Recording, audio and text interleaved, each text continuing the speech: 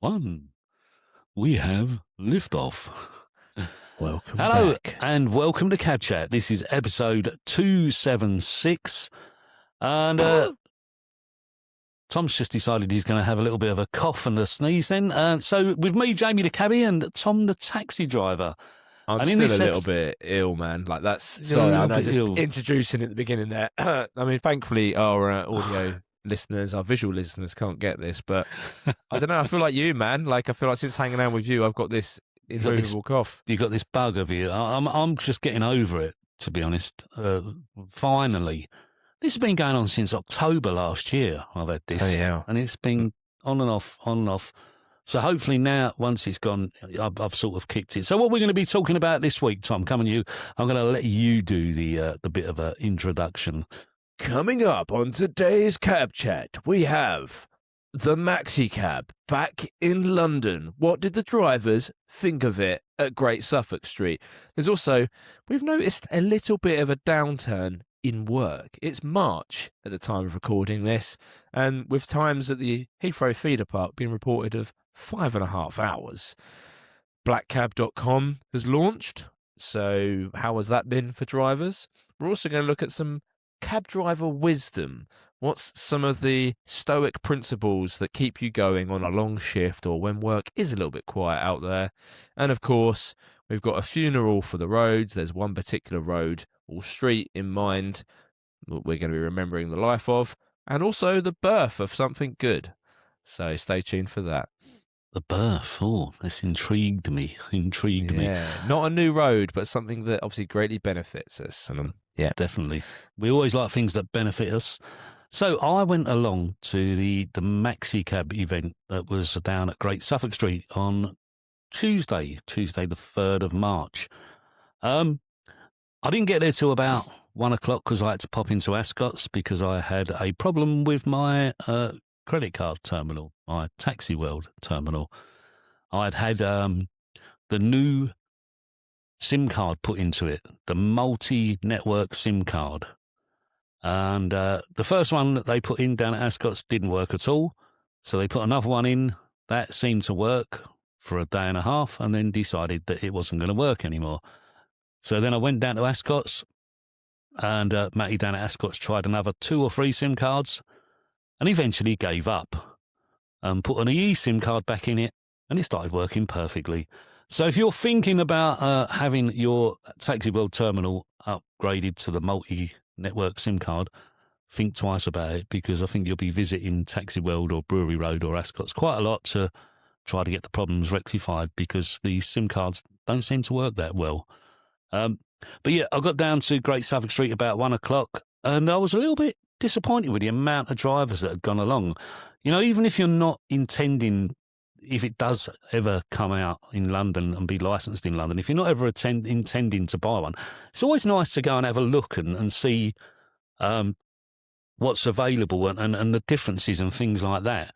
And apparently in the morning they had a slow trickle of drivers coming through, but in the afternoon it was very few drivers coming through. Well, I didn't come. I would have liked to have come. But there was other bits and pieces there as well, right? Not just the Maxicab, right?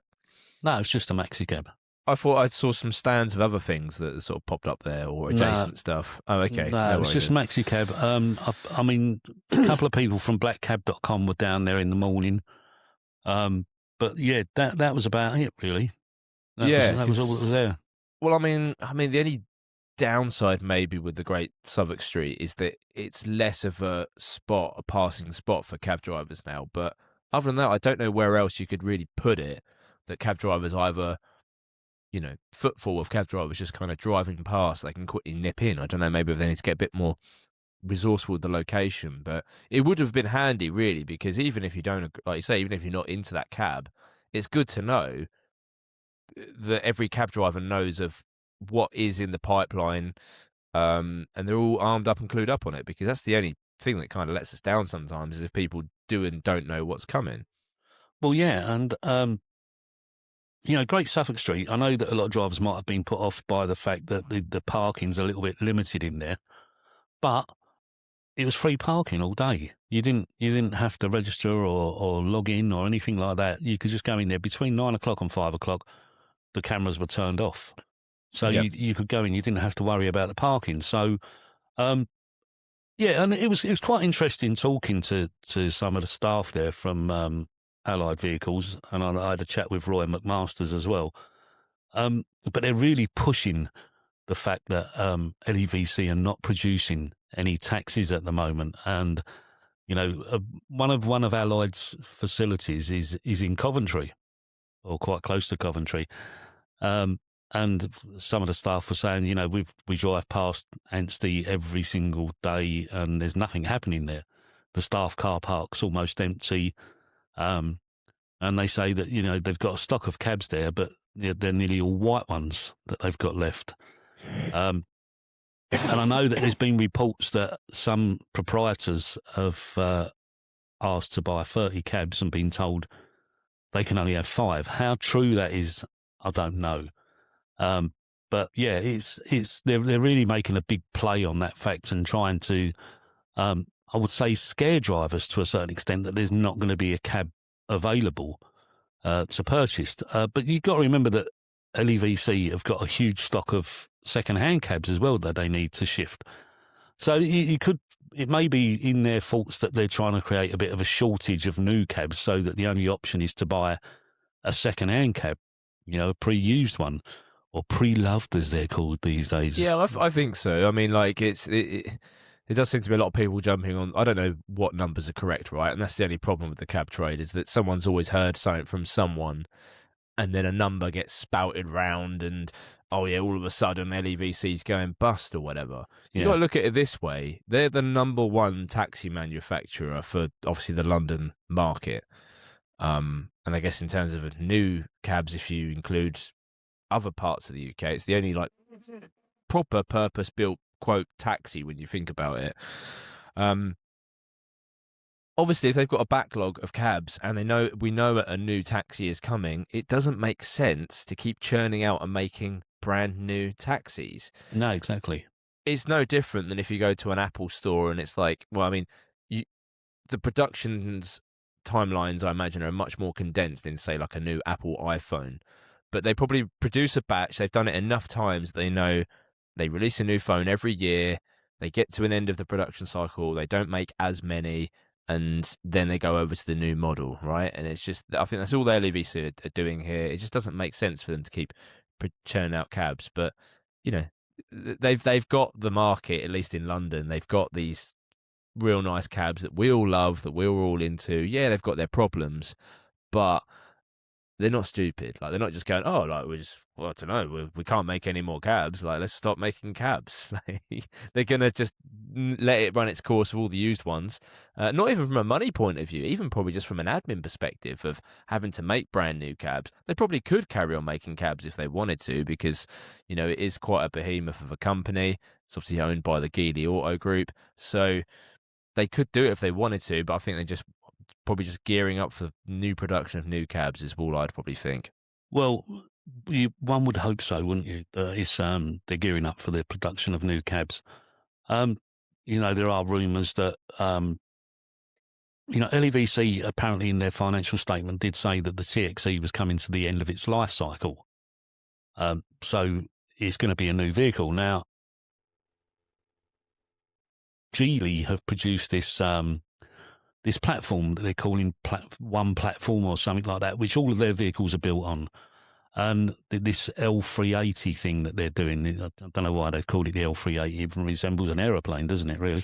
But that doesn't hold as many passengers. But apparently the new vehicle could be built on this One Platform thing. But which begs the question, is it going to be a similar shape to what we've got at the moment, or is it going to be a sort of van-based MPV-style vehicle with a partition in it and a hire sign stuck on the roof? Which then begs the question is to why would the Transit not be allowed to come into London if that's going to be the case? Because we'd no longer have the iconic vehicle. I think the only people that can answer this is LEVC, and they're being a bit tight-lipped at the moment and not really saying anything about what's going on, which is a bit strange, really, because you'd think that these companies producing these vehicles would want to include drivers in the process if they're going to produce a new vehicle, in the process of actually, designing and seeing what we want from a vehicle, what things are lacking in the TXE, what would we like to see in a newer version, even if it is going to be the TXE still. What would we like to see in a new version of the TXE? I mean, one of the major failings I have always banged on about in the TXE at the moment is the fact that it has no Apple CarPlay. Yep. You can buy the cheapest car on the road these days for about $6,000, and guess what? It has Apple CarPlay, and yet we're spending $76,000, and we don't get Apple CarPlay. But you can have a sat-nav system in there, which nobody ever uses. Have you used yours? I tell you what I use mine for. Go on. What do you? I need a used car. I need to, because I've paid for it. I need to be able to find I need to warrant justify the expenditure of having the sat nav in the cab. I need a use case for it.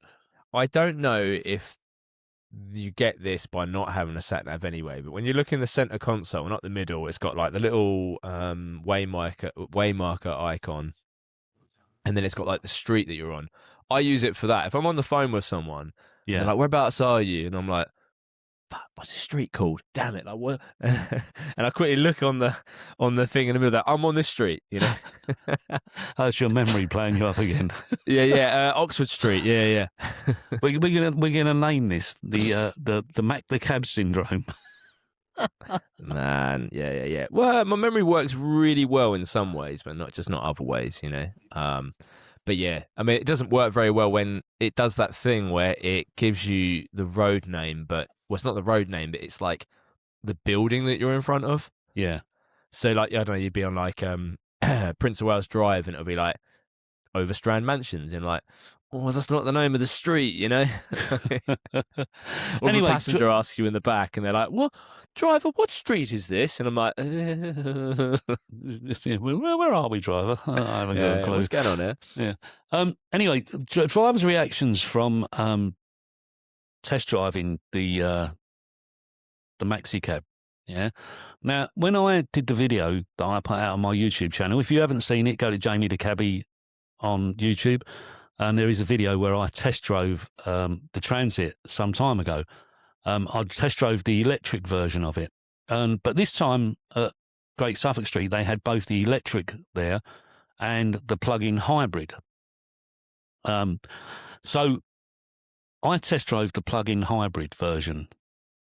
And I've got to say, I preferred driving the plug-in hybrid to the electric version.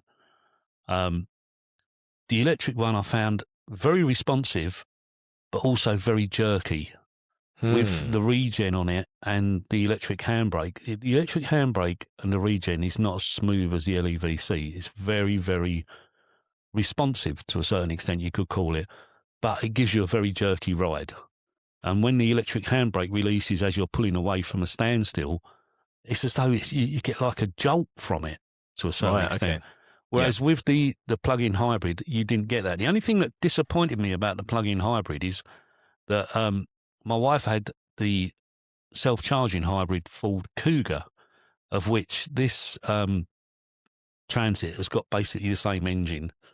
And I always thought that the self-charging hybrid was an ideal vehicle, or an ideal setup, shall we say, not the vehicle, but an ideal setup for a taxi, because when you're driving around sort of a city at 5-10 mile an hour, it's running on electric all the time. As soon as you floor it or you get over a certain speed, the engine cuts in and recharges the battery again, which is ideal for city driving. The plug-in hybrid, the engine doesn't charge the battery, and the battery's only got about 30-mile range, which is like a waste of time. So most people that are going to buy these plug-in hybrids are going to drive them on petrol all the time. It's got a 2.5 litre petrol engine, which they claim is very, very economical. I beg to differ, because I've had 2 years' experience of driving a vehicle with a 2.5 litre petrol engine in it, self-charging hybrid. And as I've said before, when we had a diesel Ford Cougar and towing the caravan with it, I was getting 38 miles to the gallon from it. In the self-charging hybrid, that dropped down to about, I think it's about 17 miles to the gallon towing the caravan. Yeah. From 45. So I can imagine when you're just driving the transit around just as a driver, you're going to get quite a good fuel consumption from it. But if you've got a full complement of passengers in the back, 6 people and maybe a lot of luggage, I think you're going to notice that drop down quite considerably. So it swings and roundabouts. The other thing that's come out is that TfL are going to consult on the proposal that all taxis are to be zero emissions at the tailpipe, which means fully electric vehicles. I don't know what your view on this is, but my view, as I've stated before, is I personally think this would be the death of the London taxi trade. For a number of reasons. Number one, around about 50% of drivers do not have the facility to charge at home. Yeah. Also, out of probably the other half that do have the facility to charge at home, a lot of them do not live in London because London has become so expensive to live in, which means that they would have to charge at home, drive in, stop somewhere and charge again. Couple that with the drivers that can't charge at home, who would also be needing to charge when they're in central London as well. We would need probably in the region of at least 2,000 extra charge points in London dedicated to taxis only to cope with the demand. Now, if the proposal that was going about was that this was to happen by the year 2030, can you see there being 2,000 dedicated taxi charge points installed in central London by 2030? No. Or let's say even, if new cabs from then on had to be fully electric, and we've still got, the current version of the TXE running around, and also until 2032, you're still going to have some diesel taxis running around if of course our mayor doesn't reduce the age limit on those as well. To bring them down to 2030. So you're still going to have those going around, so it'll be a gradual change over a number of years. But then even so, within sort of 10 years, there would need to be at least an extra 2,000 charge points in London, at least, to make it a viable proposition. Otherwise, you're just going to find drivers saying, well, that's me done. Yeah. And we're going to have we're still losing 20 drivers a week at the moment. Well, it needs to be incentivised, really, in some manner. Whether the charging is free, so then there's a benefit to then coming into town. Like, if this is the mayor's agenda that it needs to be electric, and that's the electric revolution in London, they want cab drivers to kind of go first, follow suit, because that's kind of the way it's gone. Even the buses aren't fully up to electric standards. They're not going to be electric until the last date that was banded about was 2034, but I had heard that that's not achievable for the bus companies. It's more likely going to be about 2037, 2040 before they are fully compliant. So, and people have already, like us cab drivers who've tried the electric cab, it's probably been a great cab for us to work out that electric is a bit of a scam. Yeah. In terms of, obviously, energy prices have gone up. Just a bit of a scam. Yeah, just a bit of a scam. I mean, my cab is the older battery that gets about 60 miles max out of it. Yep. And that's about £8 to charge from home. Now, I don't have a variable tariff, but that's just on, one charge from home, right? Yep. And you can do it. I can do it at the moment because I've not got a proper three-phase thing. That's just plugging it straight into the mains, basically. And you can do that because the battery's small enough. It takes about 11 hours to do so. But any other charging on the street is wildly inconvenient and expensive. Yep. All the electric car adverts, I love it. Every time I watch, like, for instance, right, documentaries on Channel 4 are sponsored by like Ford electric cars or Yeah. whatever. And it's always this real nice, blissful sunset scene, a couple who are driving wearing their sunglasses, and they stop and they pull up to the electric charge point and they're drinking coffee. No, it's not like that at all, ever. No, Like, definitely not. you need to just fill the thing up. Yep. So the charge points have got to get quicker, and they need to get more numerous in numbers. Yep. So, and also like within Central, because if our main core work base, I don't know how many cab drivers come to work on a given day. Like out of the 15,000 or so green Let's badge just say drivers, it's 1/3, 5,000 in central London at any one time. But then you've got to have crossover periods like rush hour in the evening where you still got day drivers working, you've got the night drivers already in town. And so you could have anywhere up to about, probably about 9,000 working at the same time. And so if 25, let's just say 10,000, if 25% of them need to charge, we need 2,500 charge points, dedicated taxi charge points, 2,500 dedicated taxi charge points, not ones that are just say that where TfL say, well, there's an abundance of charge points. Yeah, but someone's left their car on that one for 8 hours, and we can't get on it. We need 2,500 dedicated charge points in central London.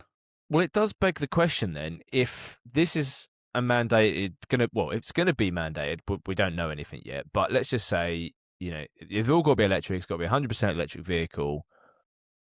We haven't got any other choice. So therefore, it's up to them to provide the facilities to do this. Surely you could make the case in court that, not every cab driver has access to a driveway.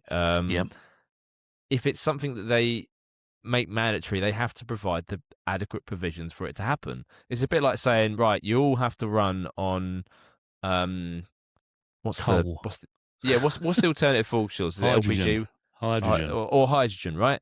And they're going, right, okay, well, we haven't got anywhere for hydrogen fill-ups, or we haven't got enough to make it adequate. There isn't any in London at all. Well, exactly. Like, so that's the same thing. Like, okay, you could make the case that obviously electric you can get from home, but not everyone's got the capacity to then be able to charge it from home. So it's an unrealistic expectation that needs to be met. Like, they need to provide accommodations for, in the same way that, I don't know, workplaces would make accommodations. If they expect you to like work harder and longer or whatever, you can go to your employer and say, well, okay, you want me to work harder and longer, I need to have a better chair. Like, I need adequate adjustments to my working environment. How am I supposed to fill up my cab with electric if I have no way of filling it up with electric, which is something you said we need? Yep. Well, maybe they just buy everyone a long extension lead. I live on the 9th floor of a tower block. Oh, here's a long extension lead you can throw out the window. Here you go, boy. Here you go. There you go. Have one. It's like Rapunzel with electric. Yeah. But I don't know if you've seen the return of Cabby 007 on YouTube. He's back on YouTube. He's done a YouTube video about test driving the Maxicab. He did say that he's not going to do any more videos until he's got his green badge. But it was interesting watching and listening to his comments on the Maxicab, where he said exactly the same as me about the electric version. It was very jerky, very responsive, but very jerky. Absolutely huge inside, lots of luggage space, which the TXE is lacking in severely, and huge in the back for the passengers as well. The only thing I don't like about it is very, very similar to the Vito, where it hasn't got proper opening windows in the back. So if you're working, one of those that work nights, and you've got someone that's going to be a bit of a puker, shall we say, and hang their head out the window, they're not going to be able to do that. So you're going to have it all over the floor of your cab. But yeah, it's not approved for licensing in London as yet. Allied Vehicles are saying that they hope to get it approved, but would that be the case? I don't know. It's I don't know whether it's going to be licensed or not. I mean, I was asked by one of the staff there, I'm not going to say who, when they think that TfL would allow the Transit to be licensed. And I said, they won't. I said, what do you mean? I said, they won't. They said, well, what if LEVC don't produce any more taxis ever again?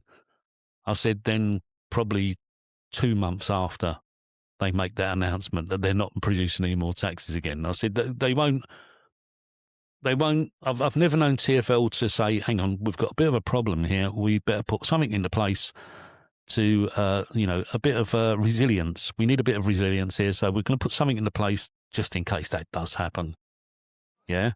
It'll be a reactionary step, not a proactive step. So I said, it'd be 2 months after they announce that they're not going to produce any more taxis ever again. But, we're surmising here that LEVC will stay that, but, and they're quite confident that that's going to be the case with LEVC. I'm not so confident that LEVC are not going to produce any more taxi. I think they will produce another taxi. It's just what it will be is the question. And if it is going to be a fully electric one, I will be keeping what I've got. So they will not be selling me a fully electric one because my cab can last me till I'm about 72, I think. And then, about 73. So that's if I'm still alive then. I might not even be alive then. So. Mine will last me till I'm 41, 42. 41.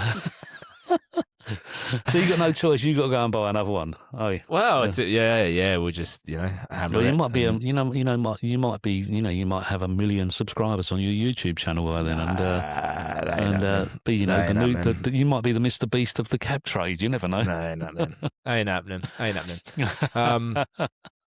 Yeah.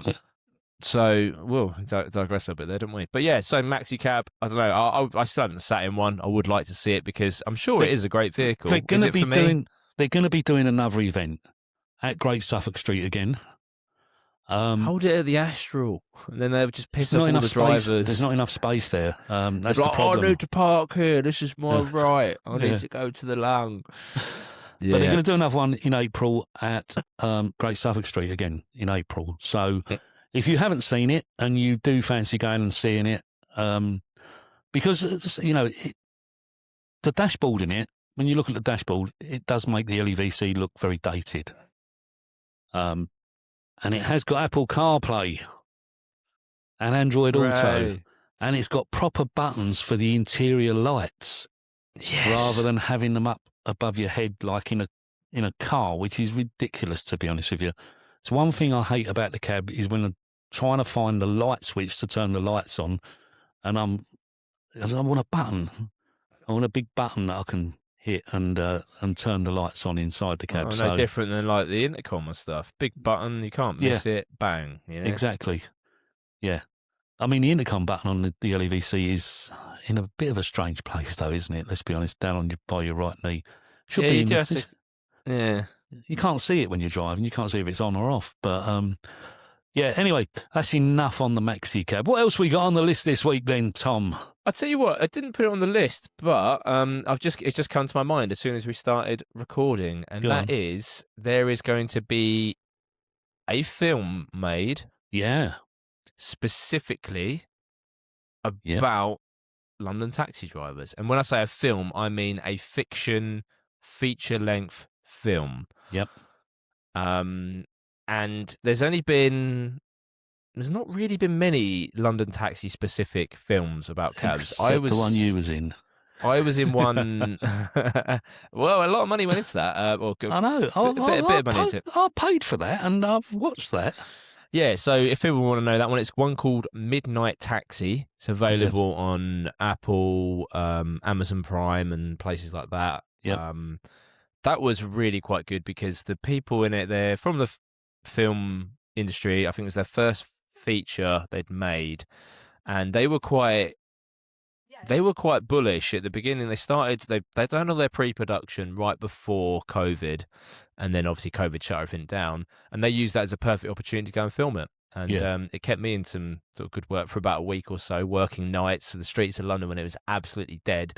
Yeah. And they actually bought a TXE specifically for filming because they said, look, it's really easy for us to go out and go get a TX4 or something, but that's going to date this so quickly. You know, we want it to be a future piece.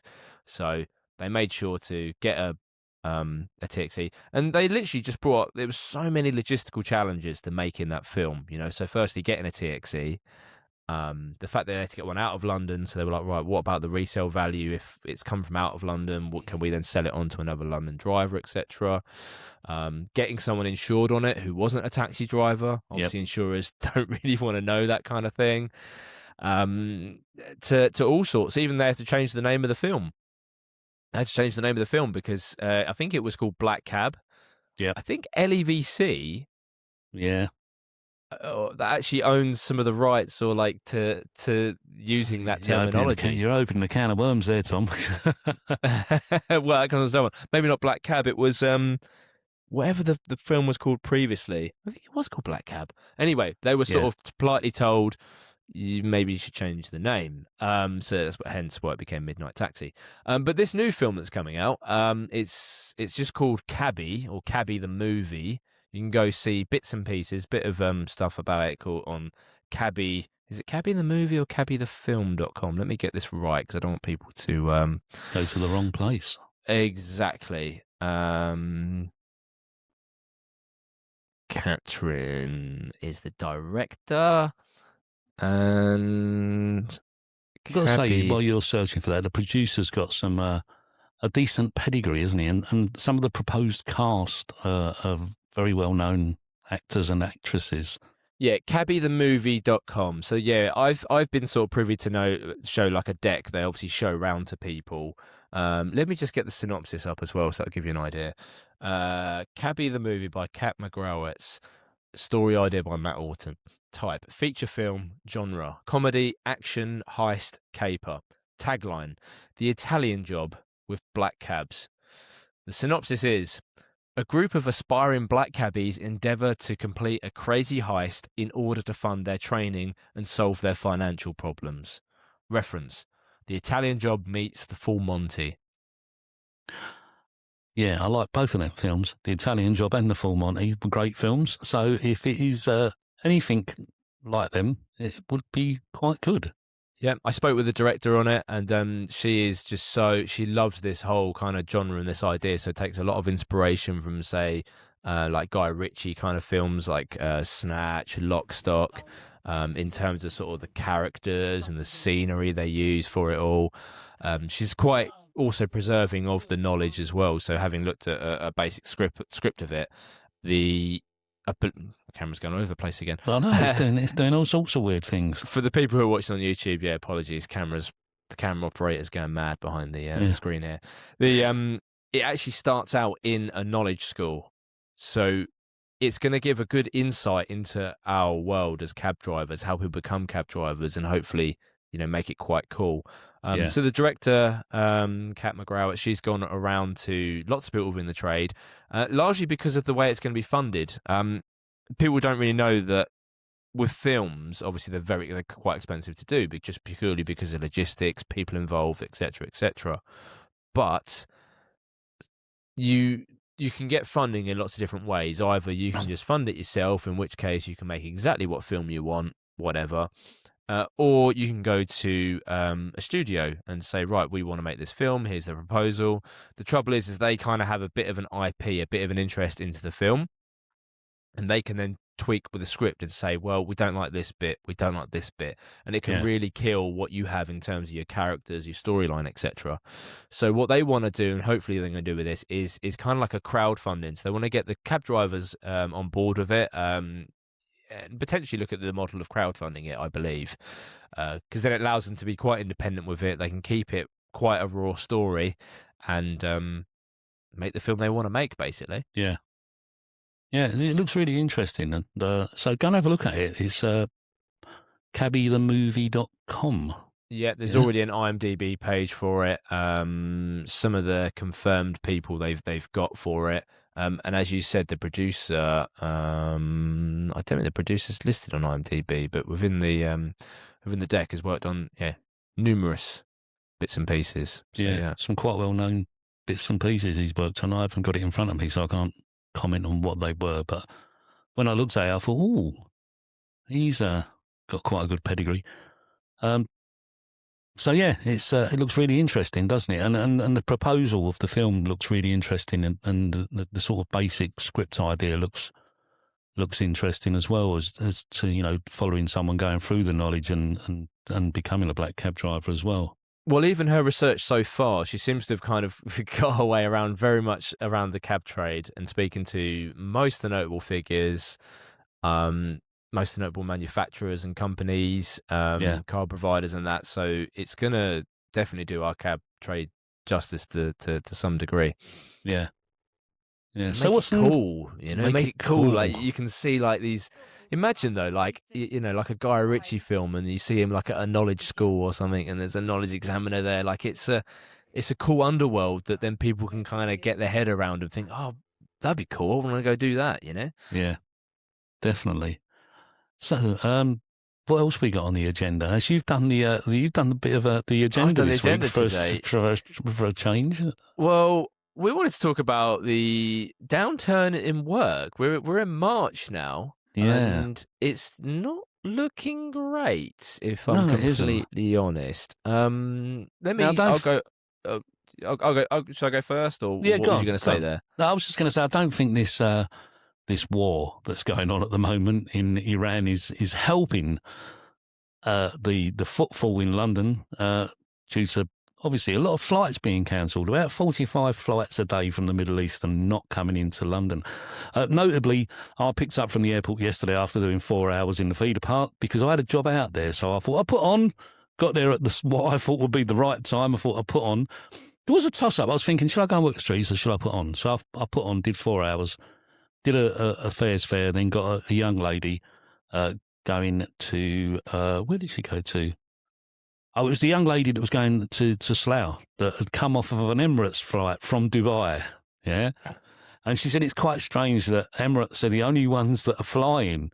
She said their motto is, we're not scared. Oh, wow. She said, but we got on the plane, got down to the runway, and then everyone's phone started going off with alerts, missile attack, a pending missile attack, right? She said, so the captain shut the plane down and said, we've got to return to the terminal. But she said, literally within 30 minutes of us getting off the plane, it was get back on again. And we was off. She said, their motto seems to be, we're not scared, we're going. Mental. But notification today that BA have just suspended all flights to the Middle East.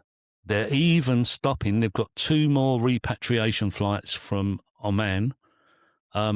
After they are done, they're not doing any more repatriation flights. They said due to lack of demand. Yeah. So, funny thing I find about, just going off topic slightly, is all these influencers that have moved to Dubai and all of a sudden now want to come back to the UK because and they wouldn't, they moved out there so they didn't have to pay any tax, obviously. Now they want the taxpayer to fund bringing them back again.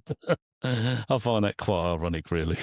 Yeah, I mean, there's I guess plus and minuses to any of it, but no, coming back to because I found that January and February was actually not too bad. January wasn't too bad at all. Yeah, got through it fine. Like, I mean, I come out, you'd see people ranked up to the hill, and you think, right, well, I'm not going to join the back of Fortnum and Masons whilst there's 11 cabs on it because I'm not going to get a job at the back of a rank. Drive around, and I was like, well, this isn't actually that bad. And then come to March, it has really been like sort of tough, really. Your luck has to be in. I find if I do my long, my regular shifts, it can be done. But compared with how it was in January and February, I mean, after January, February, I thought, well, this is going to be a piece of piss. This is going to be a doddle. But there's definitely been a knock-on effect there. Except for the day we went and worked the airport, which was... which you can see in an up-and-coming video soon. Yeah. When Jamie and I went to the airport. Oh, wow. How different that was. Quite a funny day that was. But it's amazing how these different factors kind of come in. I was trying to just use a bit of AI to kind of work out or just get some ideas of like, we know generally whilst January and February is quiet, it's because of the fact that there's, obviously January, people are spent out. There's less events going on in town. Tourism is a bit slower. People obviously saving for tax bills and things like that. So generally it does take a bit of a hit. But why, why now? And I think often what I like to think about in the cab trade, and I've heard many people cite this, is that we are just like a barometer of the wider economy. Yeah. In that, if we don't, if we're quiet, there's generally a reason for it. It's not because people aren't interested in taxis. It's because there's something else going on, and we just are an extension of that. Yeah, it's called a lunatic president firing missiles at Iran. I think that's what's done it. But anything, even it can be really adjacent stuff. It's like, obviously I weren't around to be driving in them, but I'm sure 2008, the economic crisis then would have had an effect on rides within the cab. Oh, yeah, don't talk about that. 1991. I was before about to you say, was born. Before you was born, son. When I was born, I say 91. The first Gulf War. The first Gulf War caused a massive recession in the cab trade. I got my badge in 1991, and the Gulf War kicked off in like 92, and that was it. It was like, at the time, you used to do like an hour and a half at the airport. I didn't used to work the airport then. And the only time I really do work the airport for any length of time is always January and February. Other than that, I'll do tours, work the streets and whatever. But January and February, for some reason, I don't know why, I've always levitated towards working the airport in January. It's just a thing I've always done ever since I got my badge. And January 91, originally he was doing about an hour and a half at the airport to 2 hours. And then all of a sudden it went to 5 hours. And it was like, oh, yeah, this is going to be the norm. And, even coming into town didn't benefit you. I drove around for 3 hours one day and took £5.50 in 3 hours. And I just gave up and went home. Wow. Yeah. And it was really, really bad. You had to come out and really put the hours in to get through. And it was a real struggle. The thing is with these people, don't realize it. They think, oh, it's just random, or like, why has this got to happen? Why can't we just have like a natural kind of economy? All economies and financial crises are all cyclical. These always come round in turn. Like on average, the recessions, you have one about every 10 years or so. Yeah. And in between, you'll have like a correction of the markets in about every 4 or 5 years, something like that. So this always happens, and then of course you then get the opposite problem when it returns or when it bounces back. There's usually a bit of a resurgence, and we saw this in COVID around 2021, and I think it was, I can't remember which summer. There was a couple of summers that were really, really good because it was slow because of COVID, but then the bounce back because people were getting stimulus checks. Well, I'm using the American term there, but bounce back loans, self-employment grants. People were working from home and had all this extra cash to spend. We was ridiculously busy as cab drivers. Yeah. You had days where you could go out and it was like 1 in, 1 out most of the day. And then, of course, it then naturally stabilizes, a new balance is then found. But even wars and things like that, these are always these political tensions that go about. There's very much a cycle. And as said, as cab drivers, it's not that people are saying, like, cabs are done with. It's not that at all. It's just that we are just an extension of that economy, of any economy, basically. We're not the only, I follow a few Uber drivers on TikTok, and they're all complaining exactly the same. And we'll get on to something that they're mainly complaining about in a future episode. But they're all complaining that there's no work about. It's very quiet. But I mean, I dropped off yesterday afternoon in at the Rembrandt and put my light on from the Rembrandt, drove around South Kensington, down through Chelsea, around via Buckingham Palace, around Westminster, around Trafalgar Square, along the Strand, around the Aldwych, along Fleet Street, past St Paul's, along Cannon Street, along Eastcheap, down the highway, and didn't even get the sniff of a job. Yeah. And I thought, too far east now. I'm going home. So I went the home. Game's dead, everyone. The knowledge, boys and girls, don't do it. It's don't done. do it. It's dead. No, it's dead. It's not. It's not. We're basically just saying that this sometimes is the realities of the job. And I think this will probably lead on to the section I wanted to bring up, which is cab driver wisdom. Yeah. There's a question you wanted to pose. Go on. Well, it was more, I don't know if this would be a regular feature or just something we bring up today, but I like mental framing and models of thinking, because a lot of times in life, it's bad stuff doesn't happen. It's just your interpretation of it. Yeah. You might have a negative situation, but it's often your reaction to it. This is an old Stoic philosophy. And there is actually a very good book called Cab Driver Wisdom, and it's a cab driver who collected quotes from passengers, just generally about life and stuff. But what I specifically want to cover here is, if you're having a bad day in the cab, what do you do to make the day better, to increase your chances of luck, or to take your mind off things? Well, me personally, when I used to live in Welling, if I was having a bad day, I'd just go home. Now, because of where I live now, and it's so far to get home, I think my philosophy, and this is why I end up at the airport quite a lot, is if I'm having a bad day in town, I would head towards the airport, because I know, I might do a bit of time there, but at the end of it, I'm going to get a fairly decent job with a fairly decent amount of money. Whereas I could drive around and around, and you sort of get it into your mind that you're driving around and around. If you've done over an hour without a job, you could think, I could end up doing another hour without a job, and then another hour without. And in that time, I could have been at the airport and had a job back into London or anywhere. Anywhere's better than nowhere. And I think that's why I end up going to the airport when I'm having a bad day like that. I also go there because if I've done a tour in the morning and I want a bit of a rest, it's like I can have a rest while still waiting for a job. And my view of it is I'm still getting paid for sitting there having a rest. Yeah. To some extent. I know I'm not getting the same sort of money as I would if I was in central London. Well, probably at the moment I would. But, under normal circumstances, I wouldn't earn as much for the time done out there as I would working in central London. But then if I wanted a rest, I'd still have to take a break.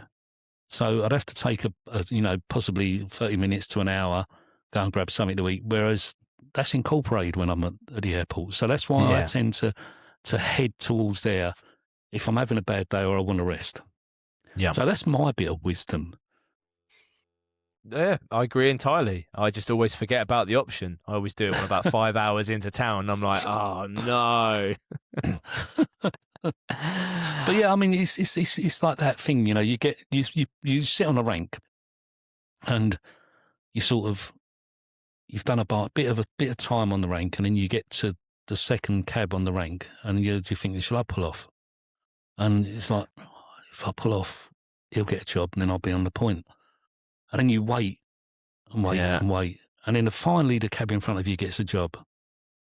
And then you end up sitting there and waiting and waiting and waiting and waiting and waiting and waiting and waiting, and you're thinking, I should have pulled off ages ago. It always makes me laugh whenever I see, like, I saw it the other day, like the V&A rank normally fits about 5 cabs on it, has about 7 cabs on it.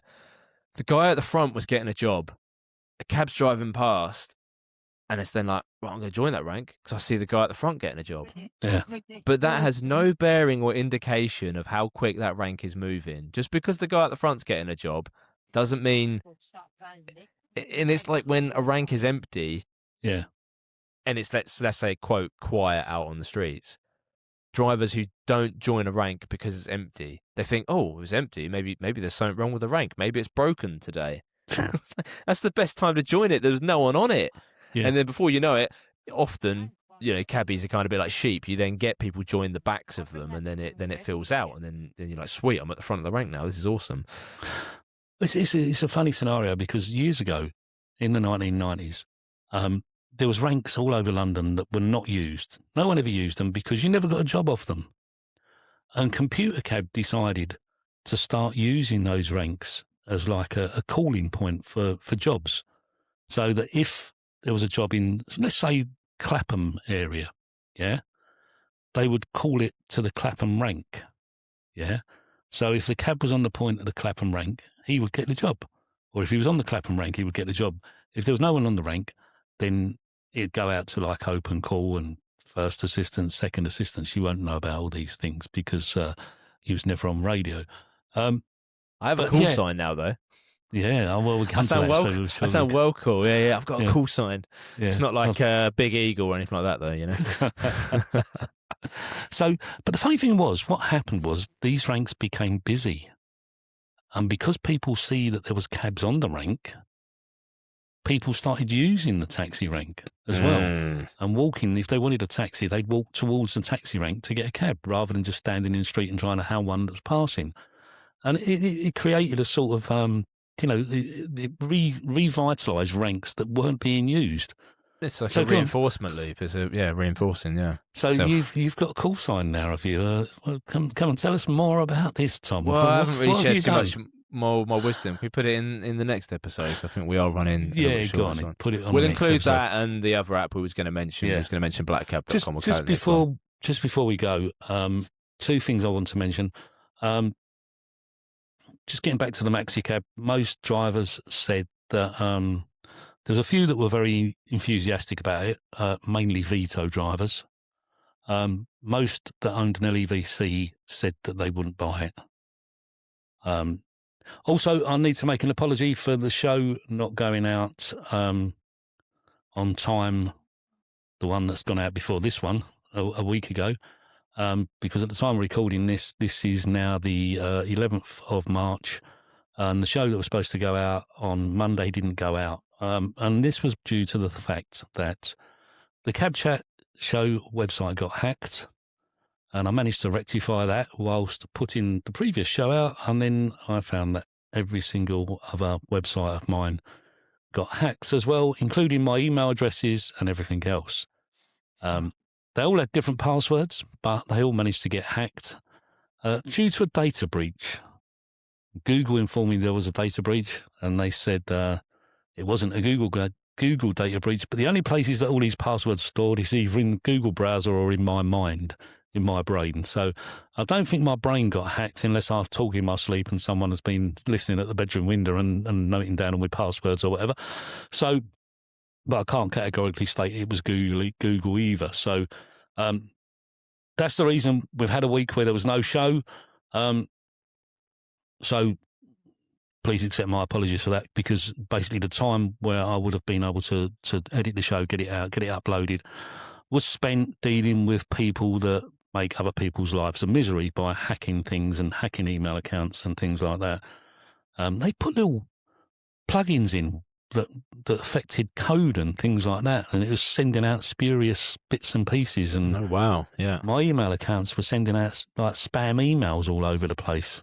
So yeah, I had to get that sorted, because otherwise, not only does the website get blacklisted by all of these things, and also the hosting providers' servers and their IP addresses would get blacklisted as well, because they'd be blacklisted for spam email. So that's the reason why. So the only thing I would say is change your passwords regularly.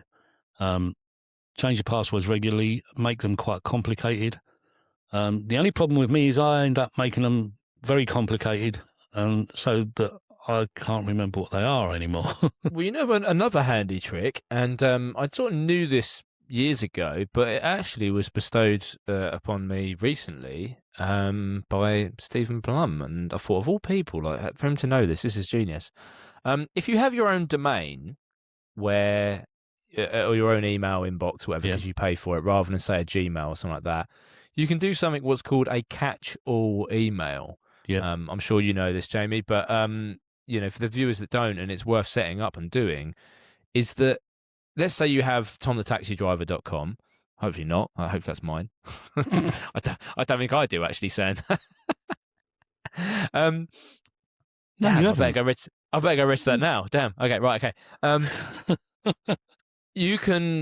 It can all go to one email inbox. It will just point to, say, your Gmail, right? Info@tomthetaxidriver.com. It'll just go into your Gmail account, your one place where you have your emails. But you can have you can make up, basically, it's just a small web setting you can set up whereby you can change the prefix of your email. So it could be info@TomTheTaxiDriver. It could be Tom@TomTheTaxiDriver. It could be Dead Cat. I don't know why Dead Cat came to mind. That's the name of the fluffy things on microphones. And the reason and why that's good is because if you put your same email address or you use the same email address for everything, that is a single point of failure. Yep. Let's take that one step further. Yeah. Yep. This is a very clever way of doing it and the way I used to do it. So you set up the catch-all email address, separate from your personal email address on your server. But then if you go and you use a website, let's say Adobe, for example, and it asks for an email address. So you put, rather than tom@tomthetaxidriver.com, you put adobe@tomthetaxidriver.com. Yeah. So if they have a data breach, you know where it's come from. Yeah. Like PayPal, you'd put PayPal@tomthetaxidriver.com. You know, if you went to Pornhub or whatever, you'd put Pornhub@tomthetaxidriver.com. You know, Canva, you put Canva@tomthetaxidriver.com. Any site you use their name at yourdomain.com. Then if there ever is a data breach or your email address gets shared, you know exactly where that data breach has come from. Yep. You know exactly where to focus your efforts and what to change. And rather than just going, well, this is impossible. I've got like 500 passwords to things. But, you know, they can't hack anything because there isn't a physical email address called adobe@tomthetaxidriver.com. It's just a catch-all. So basically, any email address that's not specified that hasn't got an email account will go into that one catch-all account and be forwarded on. So there's nothing for them to hack. They can try hacking and they can't hack it. So it's something I must practice. I'm literally just buying tomthetaxidriver.com right now. How much does it cost you? Not bad, actually. Currently £8.59 a year and it'll be £12 a year. So yeah. Who's that with? Namecheap, I always do. Namecheap, yeah. Maybe we should blur that because I don't want people to hack it. Or know who I'm registered with. It's easy to find out who you're registered with. Oh, yeah, the domain, DNS, lookup, whatever. Yeah. Anyway, Well, okay. Well, I didn't get to my wisdom, and then after that, we're going to finish with Funeral of the Roads, right? I'm going to just quickly blitz my wisdom because we're short on time, of course. Number one, a bad start to your shift does not make a bad finish to your shift, only if you choose it to. So if you say, "Oh, this is bad, I'm going home," it will be bad. Yep, that's what I end up with. If you stay long enough, you will make some money. If you stay at home and go, "Oh, what's work like on the streets?" you won't make any money. I've been guilty of that as well. Yep, me too. Looking at social media and thinking, I can't be bothered going today. They're all saying it's dead out there today. I'm not going out.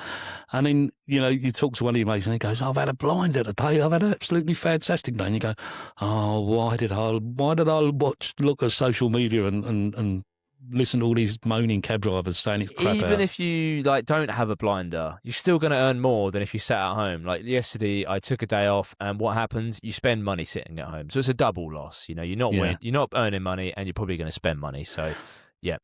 There's free. Yeah. I believe there's 3 places to get a job: on the street, from an app, or the front of a rank. You do not get jobs at the back of ranks, so pick your ranks wisely.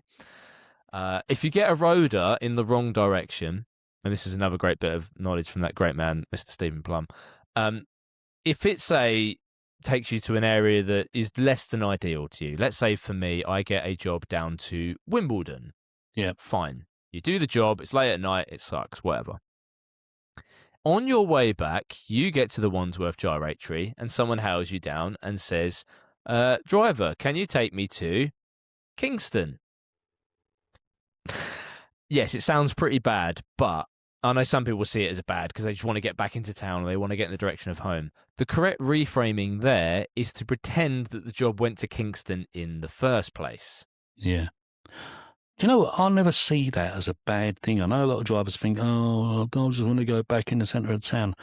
But if I get a job down to sort of Wandsworth and then turn around and someone hails me and they want to go to Kingston, I only see that as a bonus.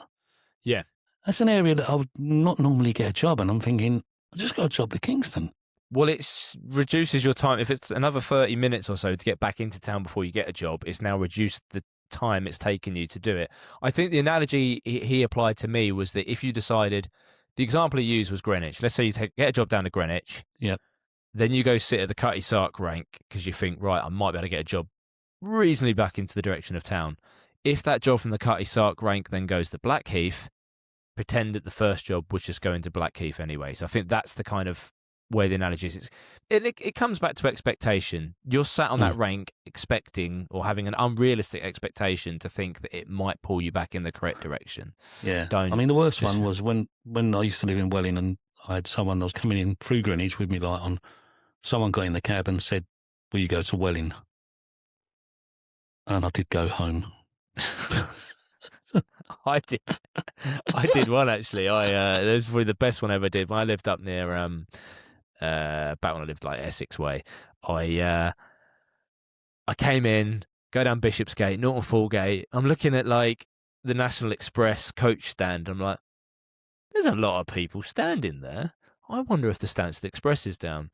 Span went northbound. Bang, hand goes up. Stansted Airport, please, driver. Hop in, dropped him at Stansted Airport, and I went home. Well, you can't moan at that, really, can you? No, I was like, oh, okay. It was just a Sunday. I came in at about 2-3, did 120 quid at the time or whatever to Stansted Airport, and went home. Yeah, can't moan at that. You can win, short, lose. Sorry, cut love ones. Yep, go on. Drive in big loops. Like I kind of find myself guilty of like driving in the micro of like Shaftesbury Avenue and doing little loops. Like just do big, long, distracting loops. So I set a target of like I'm going to go all the way to Tower of London and then loop back round or something. This worked really quite well for me in the pandemic. And if all else fails, just go for a drive. Yeah. Again, in the pandemic, I had the cab. It was my own cab. It was sat on the drive. My framing for earning money in the pandemic was not, I'm going to work today. It is, I'm going to go for a drive, listen to a podcast, listen to some music, and just have a day out. If you earn money on the back of it, happy days.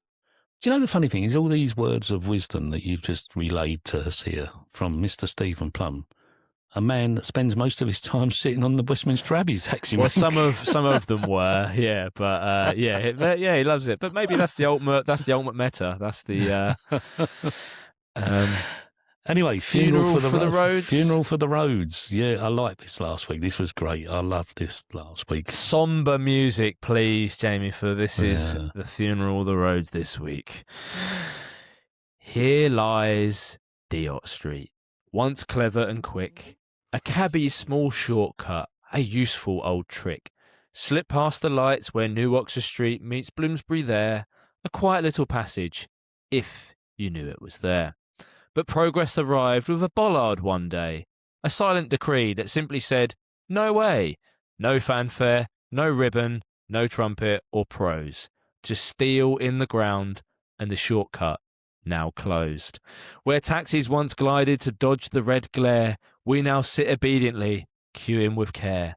The knowledge still lives in the minds of the trade, but the road we knew has quietly been laid.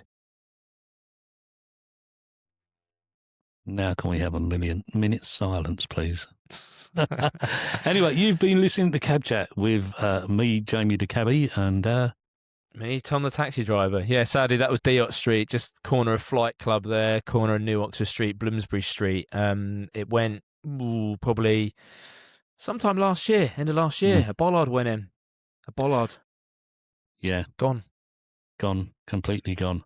Don't forget, if you have liked Cab Chat, if you like Cab Chat and you like listening to it, tell all your friends. Let them know that we're back and we're here every single week, except for the other week when the website's got hacked. And like, subscribe, and give us a thumbs up. We don't like people that give us a thumbs down. If you're going to give us, I'll tell you what, if you're going to give us a thumbs down, please comment as to why you're giving us a thumbs down below. And if you're following, if you listen in the audio podcast, please give us a follow in the audio podcast in your favourite podcast app. Any of the podcast app, you can just follow us. And on YouTube, give us a like, subscribe, and a thumbs up, as I said. Thank you. Until next week.